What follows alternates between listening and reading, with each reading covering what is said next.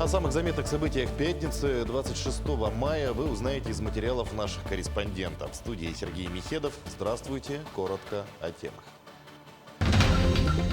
Первый паром по маршруту Якутск-Нижний Бестях отчалил. Сколько стоят перевозки в этом году и насколько обустроены причалы. Местные кадры в промышленности. Расскажем, как работает эта программа и кто еще помогает якутянам в трудоустройстве. Сад памяти Якутск принял участие в международной акции. Деревья высаживали на территории Парка Победы. Арт-инсталляция «Аюша» появилась в галерее зарубежного искусства имени Габышева под открытым небом. Какой смысл заложен в арт-объект? От девушки из провинции до топ-модели наш корреспондент пообщалась с уроженкой Нерюнгри, востребованной мировой моделью.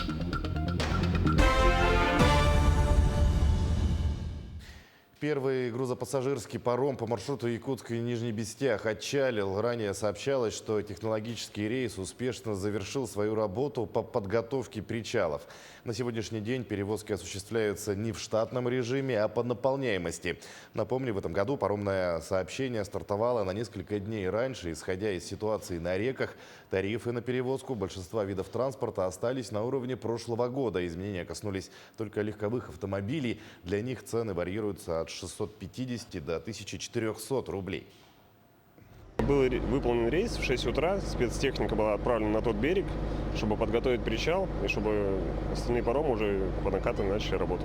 В принципе, даты почти те же самые, да, 26-го мы начали, и нынче также получается, да. Опять же, мы наблюдаем то, что лед был, как в том году, нынче, в принципе, условия те же самые. Это обстановка безопасная, можно двигаться.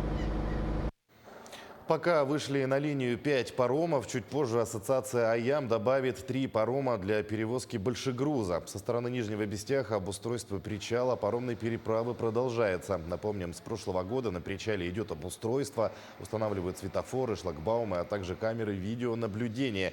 Через 4 дня компания «Паромы Якутии» полностью возьмет на себя регулировку движения со стороны Нижнего Бестяха. Значит, всего на навигацию планируют 14 паромов. Просто сейчас еще несколько паромов, которые заканчивают процедуру предоставления контрольным органам на проверку теплоходов. Поэтому завтра еще дополнительных 2 парома ПАО «Лорб» выдвигает на маршрут на данный. Поэтому все в навигацию, да, как и в прошлом году, так и в этом, будет работать 14 единиц. 11 самолетов сегодня работают на авиапатрулировании природных пожаров. Об этом на оперштабе сообщил первый вице-премьер Дмитрий Садовников. Патрулирование ведут на территории Вилюйского, Верхневилюйского, Нюрбинского, Сунтарского, Амгинского, Усть-Майского, Алюкминского, Ленского, Хангаласского, Горного районов и в городе Якутске. Также властям районов поручено вести активную работу с населением по профилактике лесных пожаров. На сегодняшний день пожароопасный сезон на землях лесного фонда установлен на территориях всех лесничеств. И вот эти все воздушные суда будут задействованы с парашютистами пожарными, кроме 3. Это 2 воздушных судна легкомоторных «Цесна» 182 и Д-40 полярных авиалиний.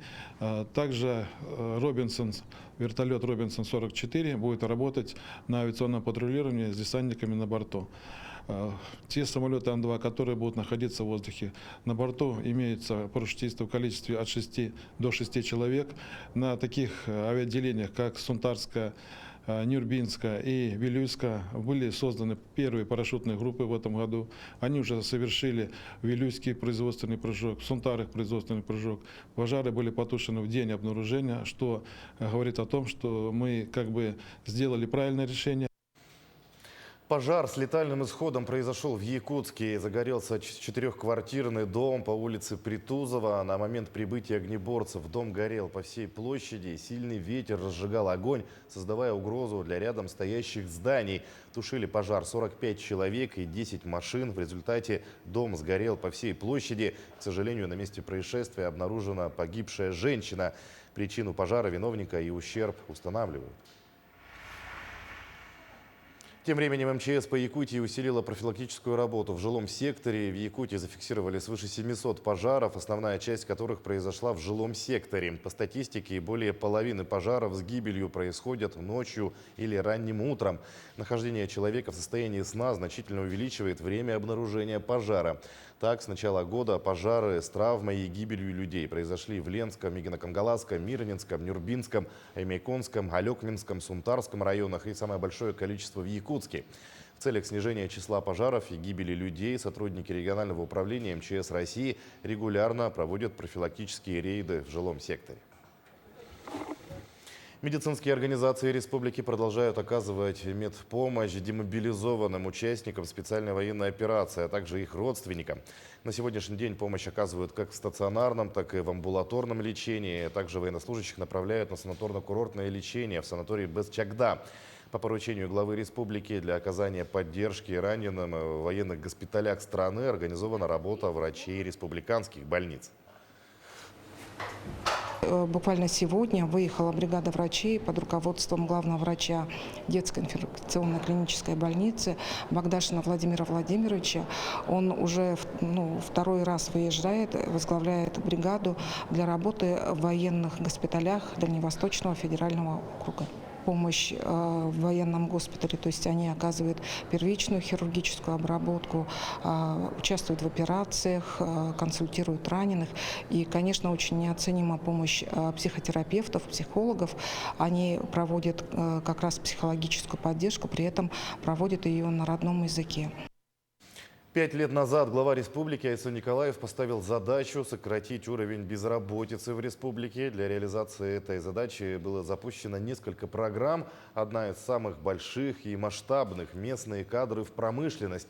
О том, как работает эта программа и кто еще помогает якутянам в трудоустройстве, расскажем в сюжете. Арсений Хастаев – один из ярких примеров молодого специалиста, который выбрал для себя карьеру в родной республике. Арсений с будущей профессией определился еще в школе и после получения аттестата в родном Алекминском улусе поехал в Якутск поступать в СФУ на инженера. На 3-м курсе пришел на практику в Сахатранснефтегаз, а после получения диплома вернулся на предприятие молодым специалистом. Я вырос в деревне, сам с Алекминского улуса, и в то время всегда интересовался строительством, коммуникациями, водоснабжением, отоплением. И это побудило меня поступить именно на инженерную работу. И как раз Сахатранснефтегаз, который занимается газовой отраслью, мне очень импонировало то, что в наших суровых зимних условиях они приносят тепло в дома, и это послужило толчком для меня. Также большим потенциалом по обеспечению рабочими местами обладает отрасль креативной экономики. В Якутии с каждым годом увеличивается количество IT-компаний и людей, желающих в них работать. Татьяна Винокурова еще студентка, учится по специальности информационной системы и программирования, но уже занимает должность директора школы ExpoSkills, обучает детей основам IT-отрасли.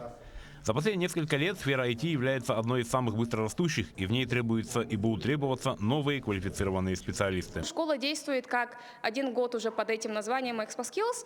Активно набираем учеников. У нас уже за такой короткий промежуток времени уже свыше 120 учеников. У нас несколько направлений. Направления появляются и растут. И думаю, наш плюс в том, что во время обучения мы делаем больше индивидуальный подход. То есть у нас группы такие маленькие, там до 4 детей в группе. И преподаватель тогда, получается, больше уделяет время, чем в классах, где там по 30 детей. За 5 лет в 45 крупнейших компаниях республики получили работу более 48 тысяч якутян. Благодаря работе ТОР Якутия трудоустроились более 9 тысяч наших земляков. И с каждым годом эти цифры будут только расти. Александр Хавренко, Семен Семенов, Якутск. Якутия в 7 лучших регионов России по рождаемости и естественному приросту. Самый высокий уровень рождаемости и естественного прироста населения отмечается в республике среди регионов Дальнего Востока.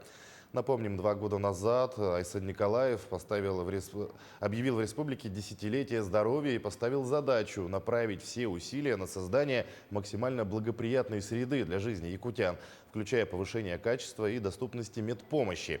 Также власти республики поставили перед собой цель увеличить к 2030 году продолжительность жизни до 78 лет. И теперь Якутия попала в 7 регионов страны по рождаемости и естественному приросту населения. Якутск принял участие в международной акции «Сад памяти». В третий раз акцию провели на территории Парка Победы в Гагаринском округе. Всего за это время высажено более 9000 саженцев.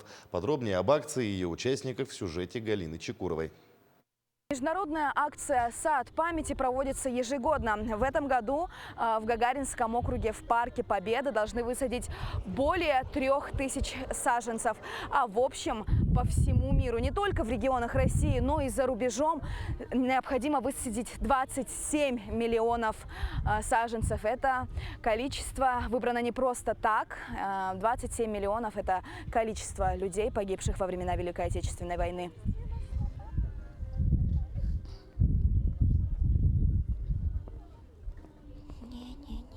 Идет посадка саженцев, вы вот видите, в основном это березы, это сосны, ели. Вот в основном это связано с тем, что именно почва у нас кислотная, и все-таки мы делали специальные анализы, и заключение специализированных организаций мы получили, и, соответственно, мы садим именно эти саженцы. Кроме того, вот многие задают вопрос, почему не можем посадить кустарники.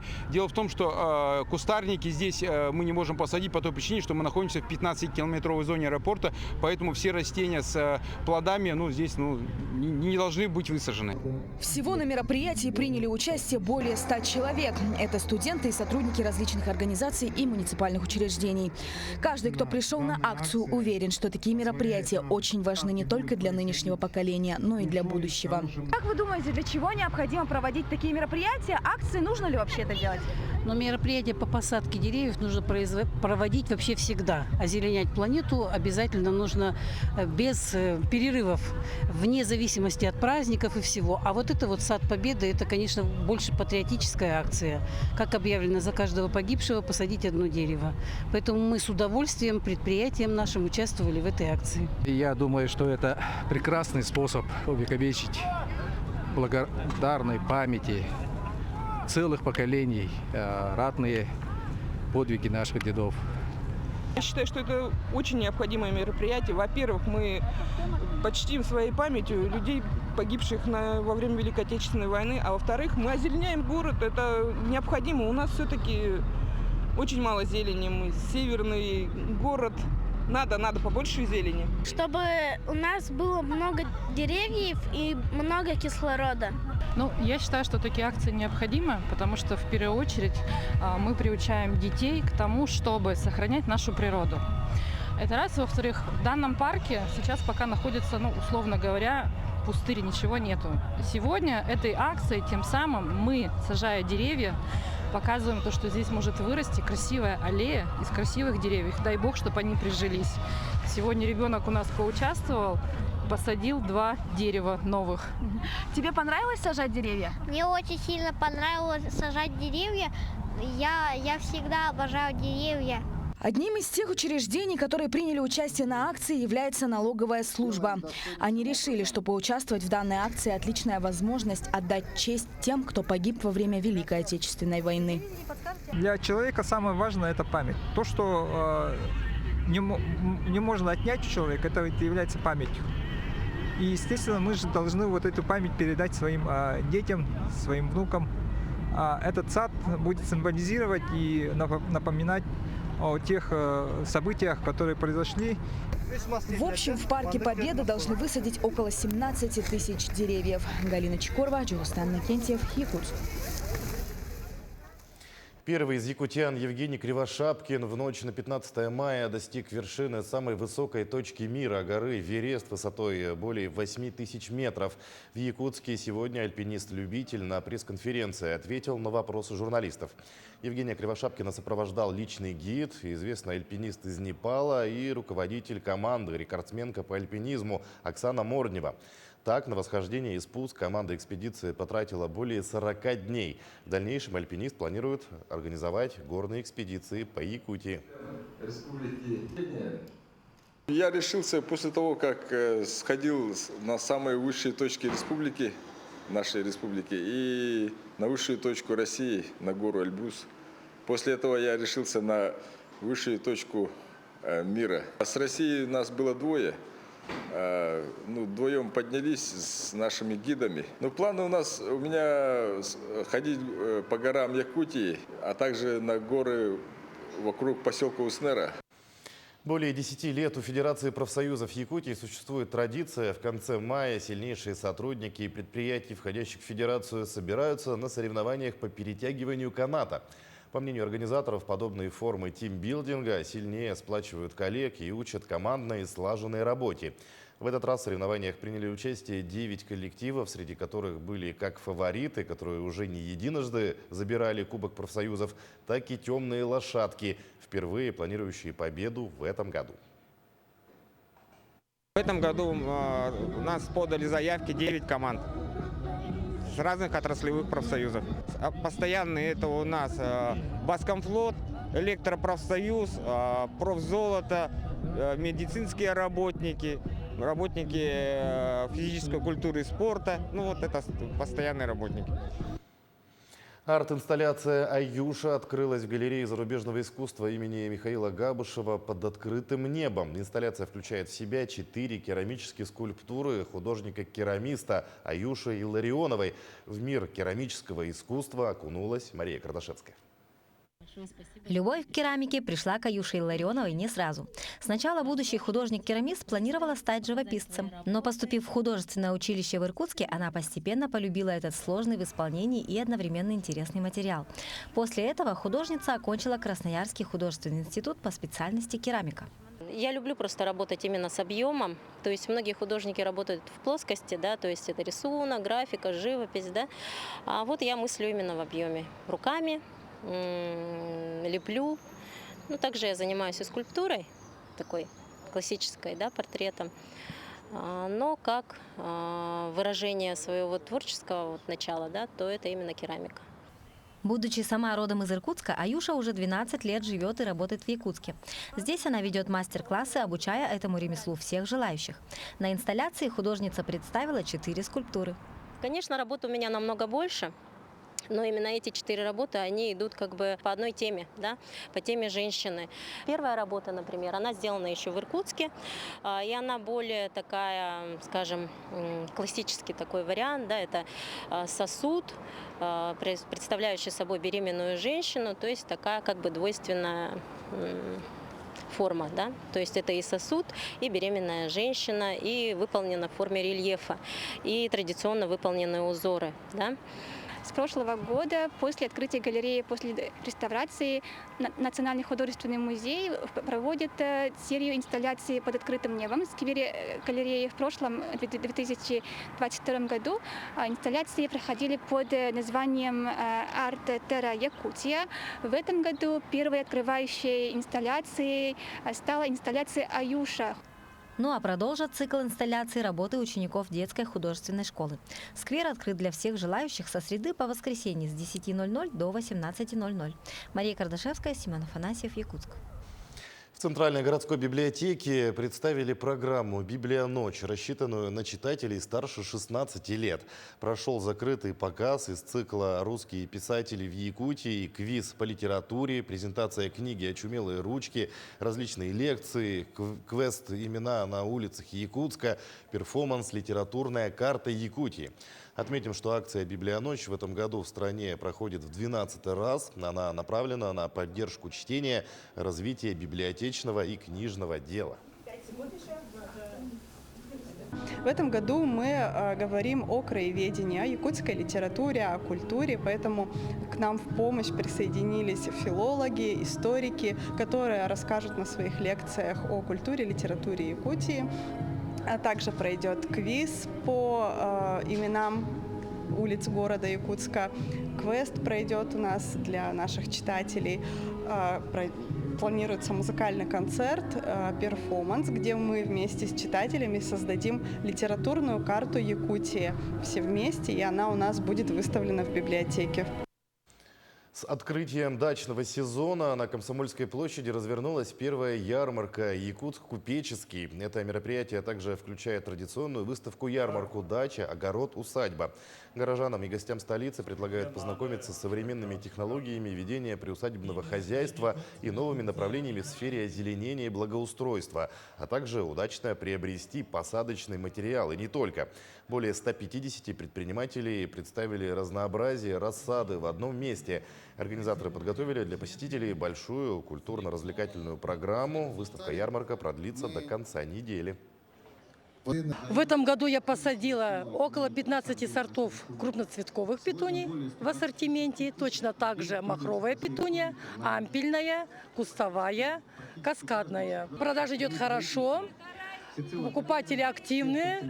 После долгих холодов стали брать очень хорошо балконы, лоджии. В основном берут, сейчас озеленяют цветочками. От девушки из провинции до топ-моделей. Сегодня многие девушки мечтают блистать на обложках глянцевых журналов и работать с зарубежными агентствами. Для кого-то это так и остается лишь мечтой, но тот, кто идет к намеченной цели, обязательно добивается результата. Виктория Клонина сразу после школы уехала из Нерюнгри и сейчас является востребованной мировой моделью. С девушкой пообщалась наш корреспондент. Когда у Натальи родилась дочь Виктория, ей еще в роддоме сказали, что девочка – будущая модель. Голубые глаза, правильные черты лица и рост идеально подошли для выбора будущей профессии. Я когда увидела, она чуть раньше срока родилась, и первое время, там дня 3, мне ее вообще не показывали. Но потом решили показать, она в кувезе лежала, и повели меня посмотреть. Посмотри, говорит, какая девочка у тебя. И когда я увидела ее, я сама обалдела. Вот другого слова просто не знаю. Я смотрю и думаю, господи, какой ребенок красивый. Я никогда не думала, первый ребенок родился, я никогда не думала, что дети могут быть такими красивыми, новорожденные. В старших классах Вика всерьез задумалась о карьере модели и начала искать агентство. И сразу после школы ей предложили контракт на 3 месяца во Вьетнаме. Это просто мое, мне очень нравится. Я не знаю, мне кажется, я даже не могу сказать, что я работаю, потому что мне большую часть времени я просто наслаждаюсь этим процессом, и мне очень нравится. Я пока что, наверное, не вижу себя где-то еще. Мне кажется, в ближайшее будущее, пока я могу этим заниматься, я буду. Но понятно, что на дальнейшее уже надо рассматривать что-то еще, возможно, какое-то свое дело, что-то такое. Сейчас Виктория живет в Санкт-Петербурге, но работать приходится в разных местах – Сингапур, Париж, Милан, но свой отпуск старается проводить с родными. Это сложно как морально, так и физически. Ты очень устаешь, очень часто ты летаешь куда-то, это смена часовых поясов, вообще перелеты постоянные. Ты можешь, не знаю, в неделю, допустим, посетить 5 разных стран и всю эту неделю работать, ты толком не спишь. Ну, то есть такие какие-то моменты, это очень сложно. Вика из многодетной семьи. Но все дети росли в дружной атмосфере. Особенно крепкие отношения нашу героиню связывают с сестрами.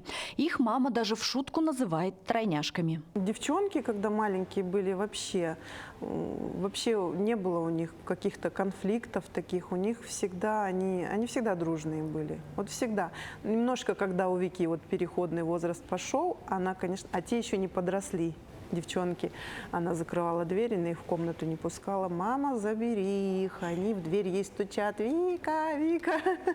У нас такая тесная связь, нам вообще очень тяжело расставаться надолго. Нам вообще вместе, мне кажется, надо держаться, потому что нам все время очень болезненно, говорю, разъезжаться. Мы когда вместе, у нас вообще просто... Из-за плотного рабочего графика свободного времени у модели практически нет. Но это не мешает ей заниматься спортом и каждый день быть на связи со своими близкими. Хотя сейчас бизнес Виктории связан с красотой и гламуром, все же это работа. И пока ей это успешно удается. Ирина Жданова, Вадим Барашков, Нерюнгри. Таким наши корреспонденты увидели уходящий день. Всего доброго и удачных вам выходных.